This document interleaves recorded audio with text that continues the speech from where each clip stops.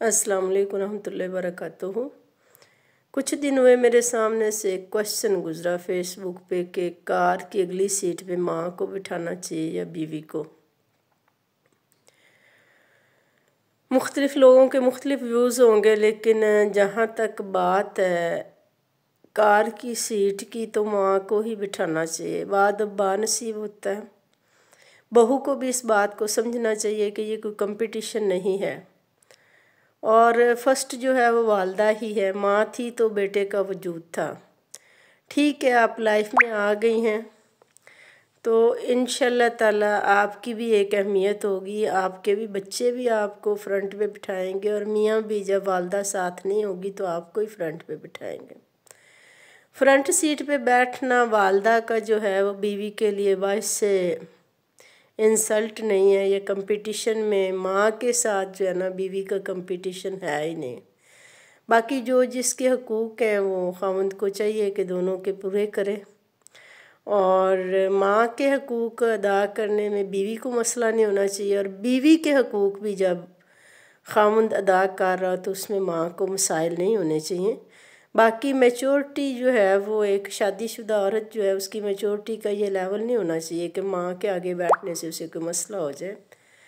आप अपने मियाँ की शरीके हयात हैं, उसके बेडरूम में, उसके खाने पीने में, उसके साथ औलाद को पालने में, उसकी हंसी खुशी में आप शरीक हैं। इसी से आपकी तसल्ली होनी चाहिए और जो बंदा आपका शरीके हयात है वो जन्नती हो जाए इसमें आपका हाथ होना चाहिए। जब माँ को एक नज़र देखना जो है वो मकबूल हज का सवाब है तो उसको कमर किस लिए करनी है कि खुद माँ को शोहर अगर पीछे बिठाएगा तो उसको कमर होगी, जबकि वो काबिल एहतराम है। बेटे की भी कमर होगी, बहू की भी होगी, तो बाद बानसीब होगा। अपने नसीब को खुद ना ख़राब करें। जहाँ पे है कि बैठते हुए भी एहतराम करें, पाँव वालिदैन की तरफ ना करें, वहाँ पे ये कैसे हो सकता है कि माँ जो है उसको पीछे बिठा दें और बीवी अगली सीट पे बैठ जाए। मेरे ख़्याल में अक्ल व दानिश का तकाजा यही है।